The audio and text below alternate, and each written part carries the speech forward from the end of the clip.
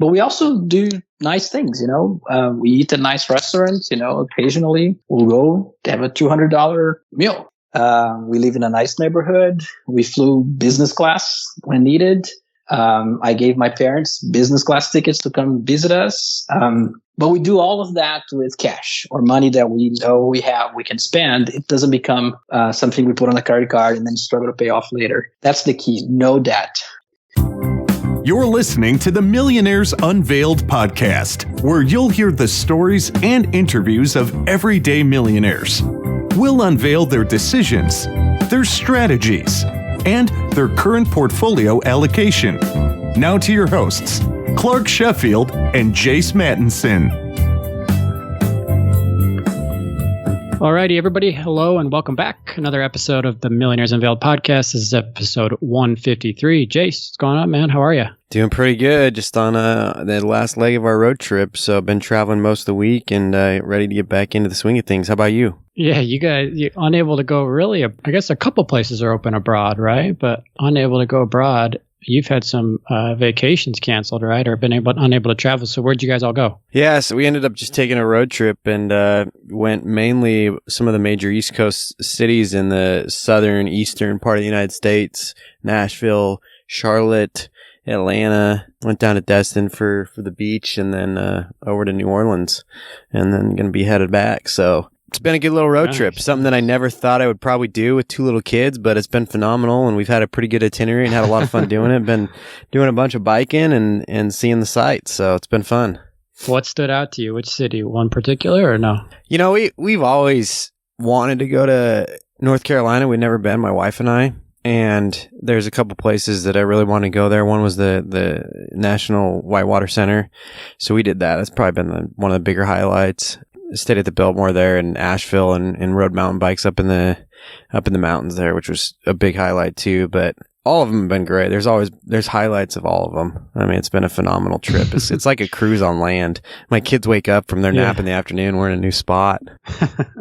How many bottles of shampoo collect from the hotels? Dude, it's funny you bring that up. We were talking about this a little bit. Traditionally, I've always stayed at hotels and been able to take a couple of the extra shampoo bottles or whatever home. And, some people might think that's cheap or whatever, but a lot of these places have pretty nice shampoos and conditioners. Well, I've started to see a trend where they don't give you the little sample bottles anymore, and they're just in pump bottles. And so about half the places we stayed had the pump bottles, and the other half had bottles that I could take home. And it's just one of those things, it helps us remember the trip for a little bit longer. And some of these things, especially the ones we've done international, I mean, they are just top of the line fragrances that we end up bringing back. And, some of them, if we've stayed at a place for a week, that'll last us a month or two. And, the hotels are trying to tighten up their budgets and changing some things. That's one of the things they've changed, a couple of the brands for sure. No, it's funny you mentioned that, because when we went out, we drove up to Niagara Falls just for a day or something, or a couple of days. And same thing there. It was stuff in a hotel with pump bottles. So anyway, but I remember I used to collect those all the time. I just haven't stayed in hotels as much recently, but yeah, I think I ended anymore. Up between traveling for work and pleasure and stuff. I think I ended up getting a year's stash, and some of this stuff is like I said. I mean, it is nice, name brand stuff. Yeah, and it was great. I just pop a new bottle. I'm like, oh man, I remember that hotel we stayed at in Bulgaria. Or, yeah, I remember that hotel we stayed at in France, and it just kind of brings back. They always say that smell is one of those things that triggers experiences and stuff and takes you back. And for me, a lot of times it's the hotel fragrances or whatever is at that hotel. There's been times where we've tracked down what they had, what brand they had, to bring it into our own house, because it's one of those things that's just so inviting and it's memorable. And now I'm getting my bottles cut, so it's all good. Oh man, that's fun. That's fun. Your wife on board with that? Yeah, I mean, she kind of joked about it at first, but she sees the purpose after a while. She's like, man, this is kind of nice. I get to kind of re-experience, our trip a little bit. It depends on where we go too. I mean, sometimes they're like, we don't really care to keep them, but most of the time, especially if they're staying there 4 or 5 days. You don't need to when you're staying at the Howard Johnson, it's maybe not as enticing, right? Yeah, exactly. All right, well, funny. So last week, just a quick recap, we had Gino. He was a guest interview, real estate investor. Interesting interview with him. He talked about getting started in real estate. He owned a restaurant and worked at a restaurant with his brother and talked about shifting from that into real estate and about what he currently invests in now. So interesting interview with Gino. Today's show, we have an interesting interview with Daniel. Daniel, he works currently in tech. He grew up in Brazil, came to the States in 2003, so been here about 17 years. He has a couple kids, a net worth of 1.6, which is invested primarily in equities and stocks. We interviewed Daniel in mid-April or towards the end of April, and at that point, he had dropped about $200,000 from the dip in the stock market due to COVID. And I think he went 1.6 to 1.4 or what, Jace? 1.6 to 1.5. He was back up to 1.6. Now I assume he's probably 1.7, 1.8-ish around there. So really cool, fun, interesting interview with Daniel. If you're interested in being on the show, send us an email. Our email is millionairesunveiled@gmail.com. Same thing if you're interested in sponsoring the show. We're looking for new sponsors. Or if you're interested in multifamily real estate opportunities and you're an accredited investor. So shoot us an email. Or if you just want to talk or touch base, we had a few people reach out this week that I've been able to connect with, and it was fun it's always fun to connect with our listeners. So again, our email is millionairesunveiled@gmail.com. But without any further delay, let's get right into today's show with Daniel. Daniel, do you want to just give us a little bit about your background and kind of what you're up to now? Yes. So thank you for having me on the show. Appreciate the opportunity. I am 42 years old. I work in technology. Originally grew up in Brazil. Came to the United States about 17 years ago, 2003, to work, and have been working in technology since then. Over the years that I worked here in the United States, grew a family, had awesome work opportunities, grew a career, and that helped build the net worth that we are going to talk about today. But I'm a father of 2 young boys, and we're based in Phoenix, Arizona.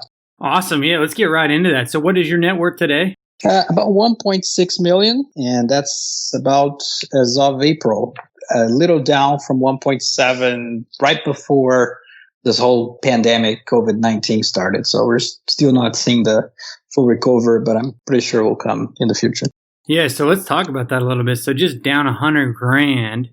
Did you go lower than that? You know, a few weeks ago, we were recording this towards the end of April. Did you go lower than that 1.6? We kind of had a recovery a little bit. So call it maybe you lost a couple $100,000 just in the market correction. Yeah, I think the lowest point was like 1.5. Okay. And then now as we speak, it's at 1.6. So about halfway recovered. Awesome. And how is that broken up? So we have a couple parts. So there's an emergency fund that we keep in cash. It's about $88,000. And then retirement funds, pre-tax, 470. We have a brokerage account after tax with 262 in it. We have a college fund for our 2 sons. They're 6 and 4 years old now. So between the 2 of them, we have about 50K there. Our cars, we drive used Hondas. They're worth combined 16K. And then real estate, total 710. And that's broken down in our primary home, which is 580-ish. And then 2 rentals, they're worth combined 130K. It's all paid for, the cars and the real estate, so we don't have any debt at this point. Yeah, let's talk a little bit about that because that's pretty rare for most of our millionaires. Was there a method to the madness of getting that all paid off? Did you buy your house in cash right off the bat or just get real aggressive paying off the mortgage? How did you come to having a paid-for mortgage and paid-for rentals? No, we had mortgages at one point, but we always did a short, and I think I started with a 20-year mortgage. Then I refinanced to 15, and then once we paid other consumer debt, we got rid of our car loans and our student loans. We took as much as we could and applied towards the mortgage every month. So a 15-year mortgage we paid like in 7. So we were done when I was 39 years old. So that was before my 40th birthday. We're done with the mortgage. But what we did, we followed the Dave Ramsey method, the 7 baby steps, and basically just stick to that for a total of 7 years. In these 7 years, we paid off a total of $330,000 in debt. That includes the house. We paid both cars. We paid off the student loans. Both my wife and I have MBAs, so we borrowed for the degrees, paid both of them. And then after that was paid, then we did the house and then got rid of it in a pretty accelerated time. So we haven't had any debt since 2017, basically. And did you buy the rental properties after you paid the house off? Yes, we paid the house first.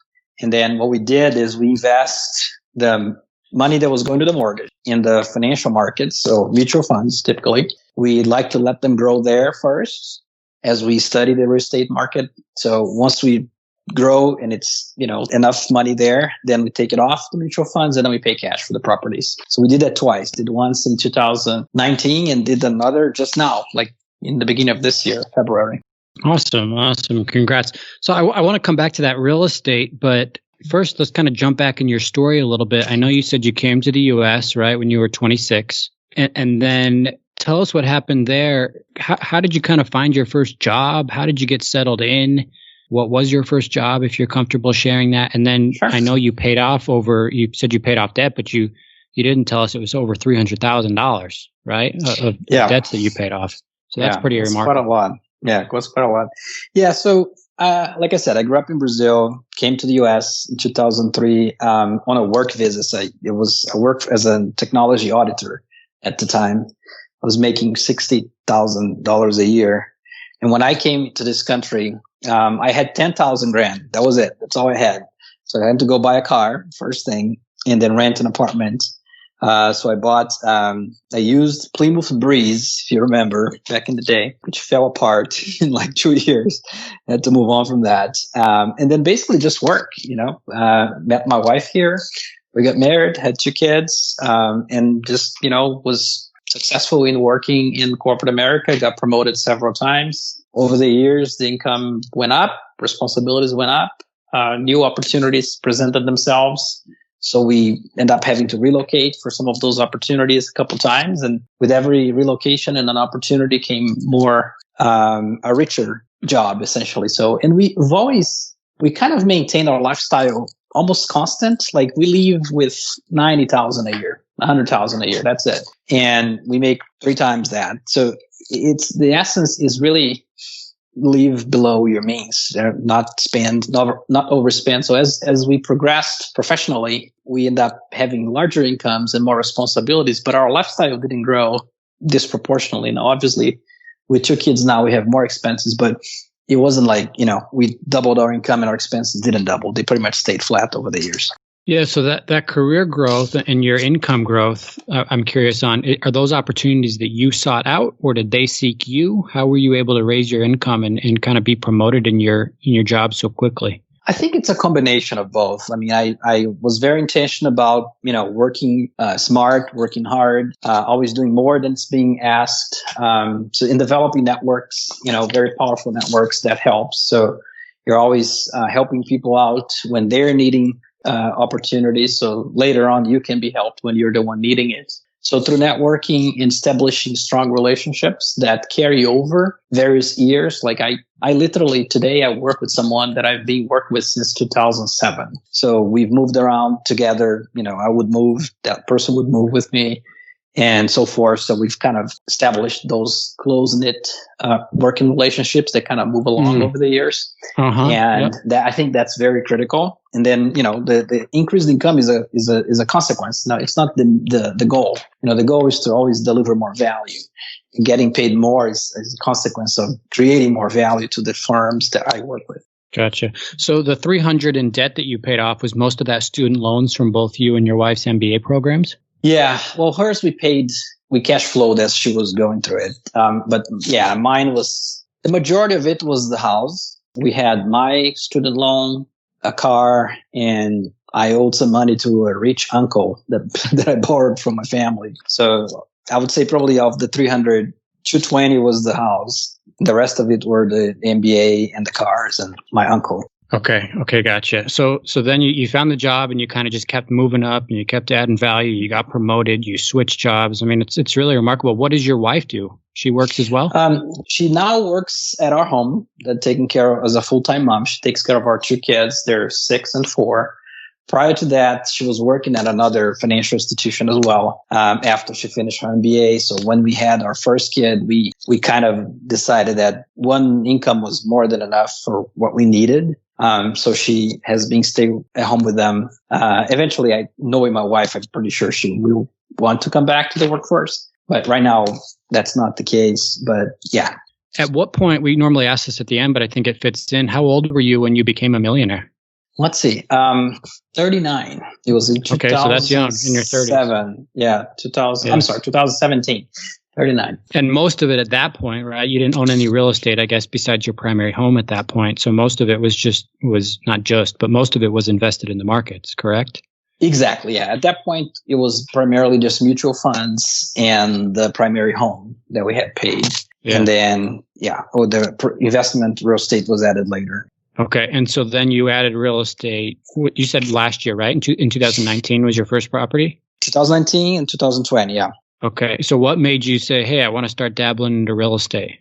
I've always enjoyed real estate. My dad is an engineer and he loves construction. So my whole life, I've learned a lot from him about building and properties and everything. But once we started the Dave Ramsey method, we intentionally delay that until after we're done with all the consumer debt and the mortgage. So we kind of knew what to do, but we were waiting on. So part of the reason why I waited until 2019 to start is because I wanted to accumulate enough to be able to pay cash for it. And the other reason was we wanted to diversify. We kind of felt that as the stock market was gaining tremendous returns in 2018, 2019, we felt like it was kind of due for a correction at one point. So we didn't want to be totally concentrated on one asset class. So we wanted to diversify a little bit, which helped. I mean, obviously with this COVID-19 thing, we saw some drop, but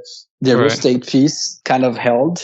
It's holding so far. So it helped with diversifying and minimizing the paper losses that we're seeing right now. Awesome. Good for you. And so your real estate properties, you have two. Tell us a little bit about those and how much they cash flow. They're cash flowing right now about 4% a year free after expenses and everything. So about $5,000 a year. And they're located... $5,000 each, or that's in total? Oh, total. Yeah. They're worth $130K combined. So 4% of that, it's about $5,000 a year. It's not a lot. I mean, it's more for diversification right now. But it's pretty much, there's no debt associated with it, and that's what's net in our pockets after that. Sure. So you asked about them a little bit more. So our strategy there, it's basically very focused. I like to do things, simple.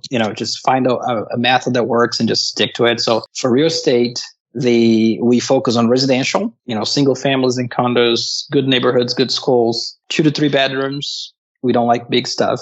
And then in the range of 1,000, 1,500 square feet, around that nothing very big, that's easy to rent. And then, of course, we pay cash for all of it. Okay. And so are both of those properties that you have near to where you live, or are they somewhere else? No, they're in Brazil. They're in Brazil. They're in Brazil. Yeah. My father lives in Brazil, and they're like in the same street that he lives. Oh, wow. Which is an interesting story too, because with this financial crisis we're in right now, exchange rates have been disrupted tremendously. So the US dollar is extremely strong right now. So the exchange rate is extremely favorable. So we took advantage of that just recently and bought the second property at an exchange rate that was extremely favorable that wouldn't happen in normal conditions. So that's another benefit of diversifying. I'm not necessarily a big fan of long distance landlording, but this one, it's literally next door to my father's and my mom's house. So they can help with managing that for us. And then we grew up in Brazil, that same place that I grew. So I know the neighborhood really well. That makes me comfortable with it. And do you ever think about buying where you currently live, or you prefer to just buy in Brazil? I haven't decided that. When we think about retirement, we think about retiring in Brazil. So in a couple more years, that will be our home. So the property will be close to our home. But for right now, we found a good way to manage it. We go there at least once a year and we have family there. So it is long distance, but it doesn't feel as much that way because we have that support network there. Daniel, let me ask, where do you kind of go from here? I mean, do you have a target net worth that you're trying to hit, or passive income? I mean, you talked about retirement a little bit. You're young. Everything's paid for. What's next? It's a good question. I wanted to be able to kind of stop corporate life around 50. I'm 42 now, so almost 43, so another 7 years, 6.5 years. And from that point, kind of just work for the fun of it and for something meaningful that, like a cause or something. I don't know precisely yet, but I set like more a target in terms of age than dollar target. As long as we can be financially independent, have enough passive income to cover our expenses around that age, I probably will move on to something more part-time at the time and then spend more time being a better daddy and, spend more time with my kids. I'm hoping at that point they'll be teenagers, so they'll be in a critical age, and that's kind of what we are envisioning here. But I haven't yet stopped to kind of define a goal in terms of dollars. I'm thinking more in terms of generating enough passive income at age 50 that I can live with in perpetuity, and then just pursue other activities that are not corporate life. What would be that amount? Let's see. If my math is right, probably somewhere between 2.5 and 3 million invested that can generate, 4% would generate 90,000 a year. So you're 100,000 a year. You're thinking 4% rule withdrawn on the portfolio. Yeah, that's what I'm thinking. Yeah. Okay. So I can have a portfolio about 2.5 million and withdraw 4%. That's 100K, right? Yeah. That's pretty much what we spend today. But since we're planning on spending part-time in another country, perhaps my wife still debates that with me. That could be even lower depending on the exchange rate. Yeah, totally. So my next question is, if you're trying to get to that point in 8 years, what are you doing now in terms of investing the money that is excess over what your living expenses cost now? How much is going into retirement accounts versus how much you might put into the next rental property, let's say? So the current strategy is basically we put in somewhere between 15 and 20% of our income monthly income in mutual funds and retirement accounts. And as far as bonuses, usually 30 to 40% goes to investments.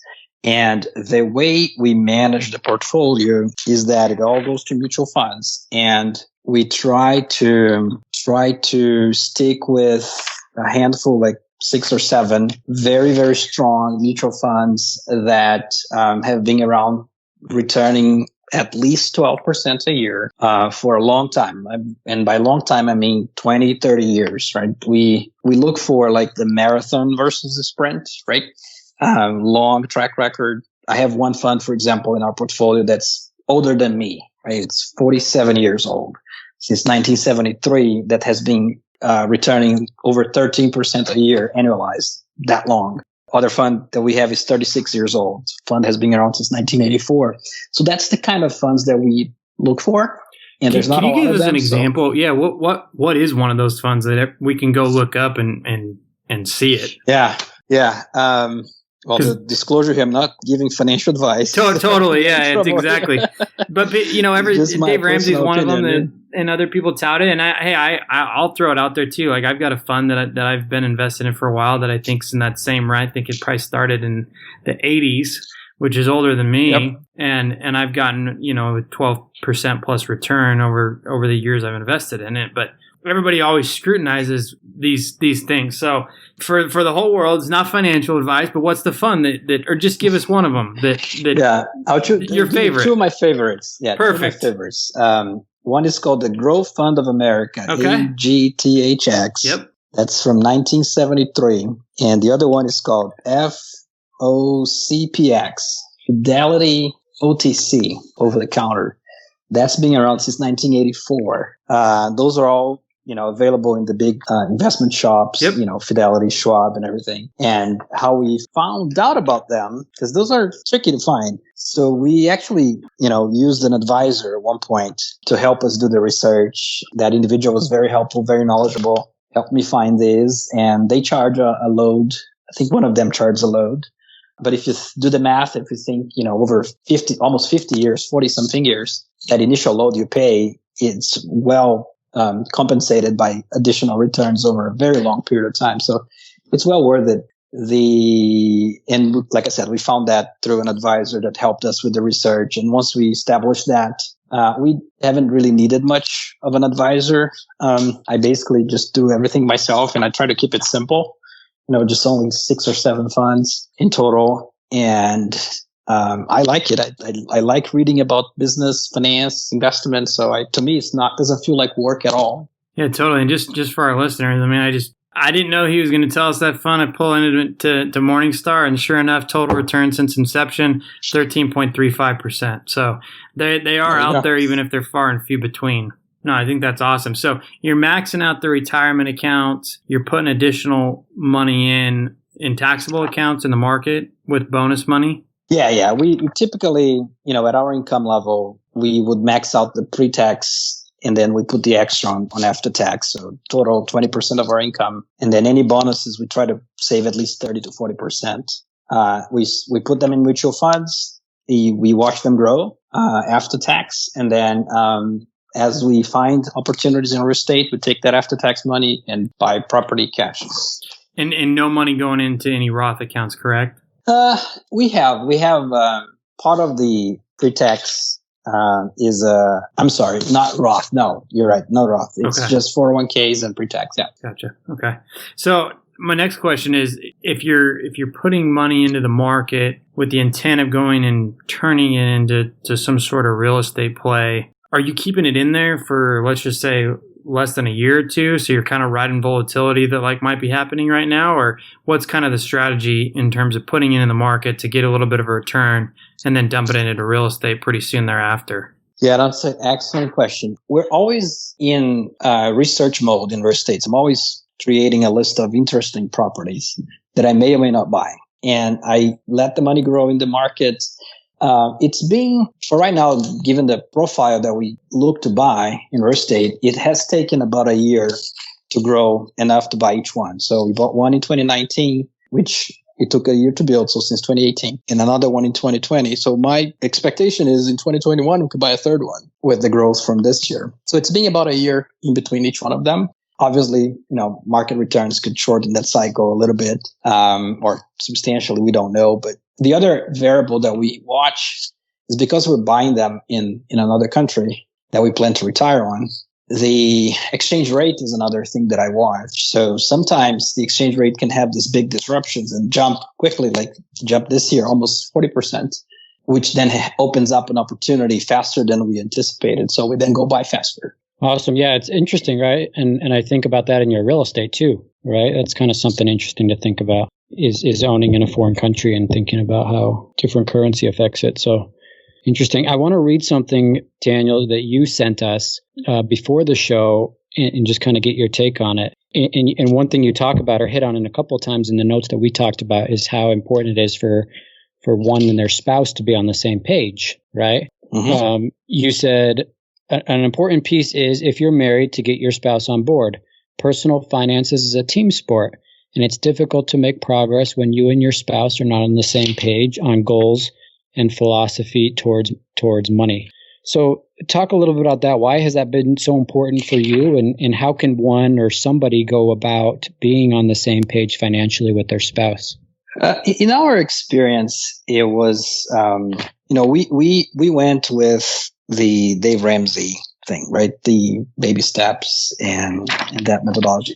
And, which means we chose to have our accounts together. We share everything. And the compatibility with your spouse is very important, because you have to be on the same page. So if we're living on a budget that has certain allocations in certain categories, and you're constantly fighting over money, that's not going to be worth doing it. No amount of net worth accumulation is going to be superior to a good marriage, a good relationship. So you have to aim at both. Have a strong marriage, have a strong relationship with somebody that you love, you want to spend your life with, and do well financially along the process, not one instead of the other. They're not mutually exclusive.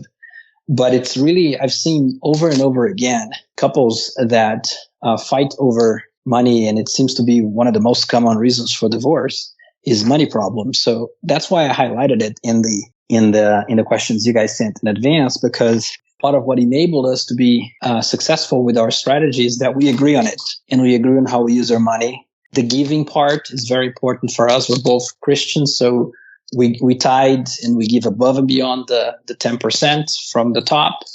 And we chose to leave a low profile lifestyle. we prefer to have less things and things that are more affordable and the freedom that it brings. So when I look at that, it's nearly, in my mind, it has to be done as a team sport because, it involves two people coming together and agreeing on life principles, essentially. So that's why I said, it is that important. I think part of our story here is a story of two people with common faith and a belief system towards generosity and towards how we use the money that's being provided to us and how what we do with it. That's what it boils down to.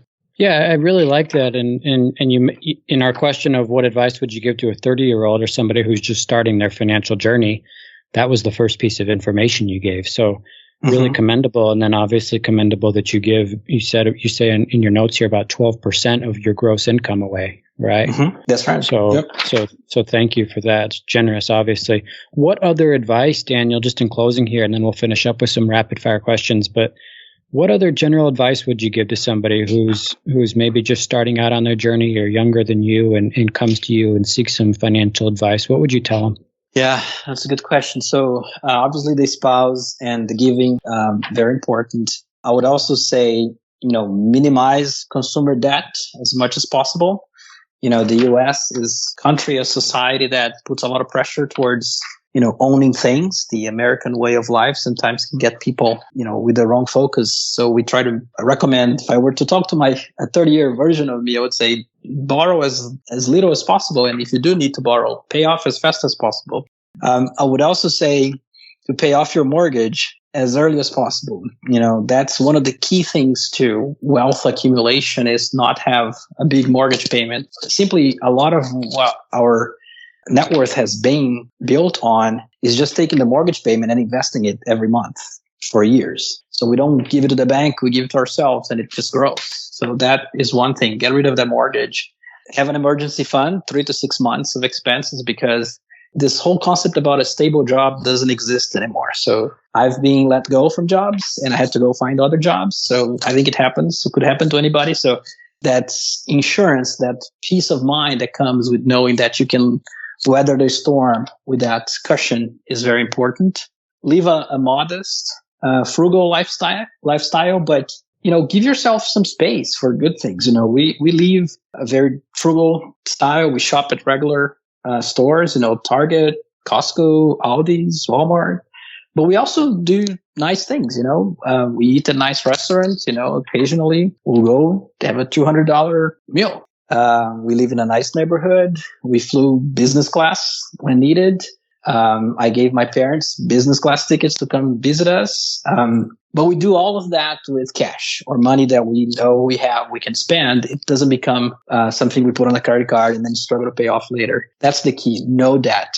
And then the last piece is to, in these days, it wasn't much like that, 17 years ago when I came here. But now watch how much time you spend on social media and just watching TV. I mean, I think there's tremendous pressure, peer pressure, to compare yourself with other people, their cars, their vacations, their houses.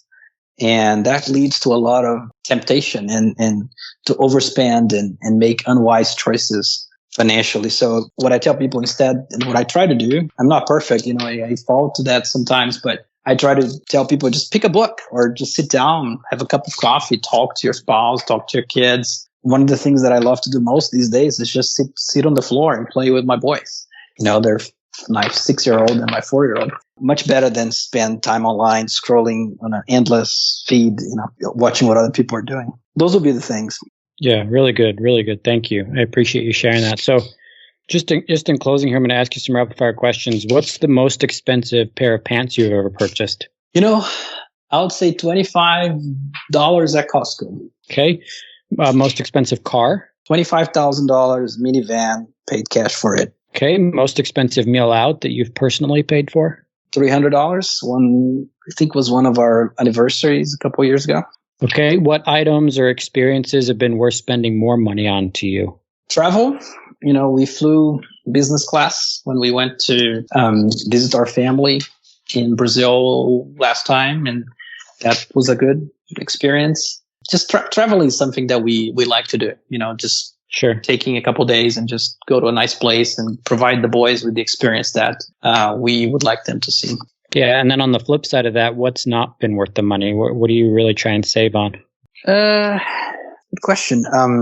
I would say what I try to avoid is although it's kind of funny that I say this, but although I am in technology, I have a degree in computer science, but I try to avoid this gadget buying every latest gadget. Like I have an iPhone that's probably 4 versions old.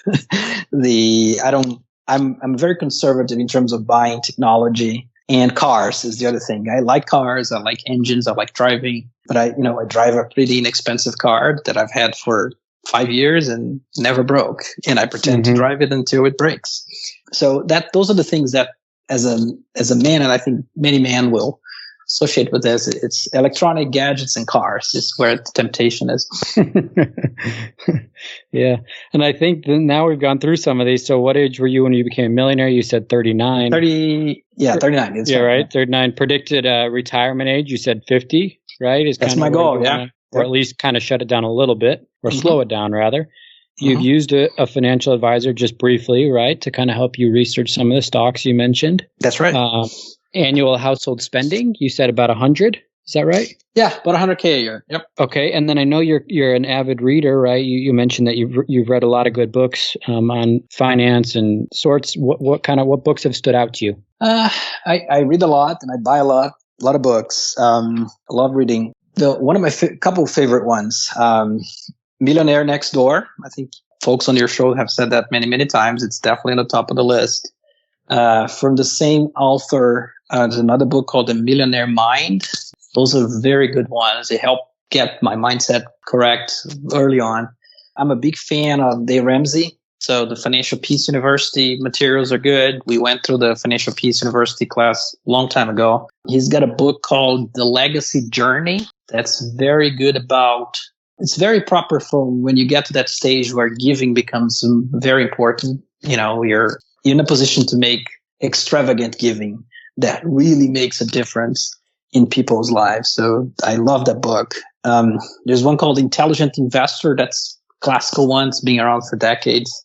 Think and Grow Rich is another one that I read in my 20s that's stick to my mind. And there's one that I really love, and I use more into business in career type conversations. It's called Crucial Conversations. And it talks about, it helps you understand, how to conduct strategic conversations in business settings. It's when it involves negotiation, when it involves standing firm, when your values are being challenged. I had to do that a couple times in my life where you really have to draw the line and say, this is not acceptable and here's what we're going to do about it.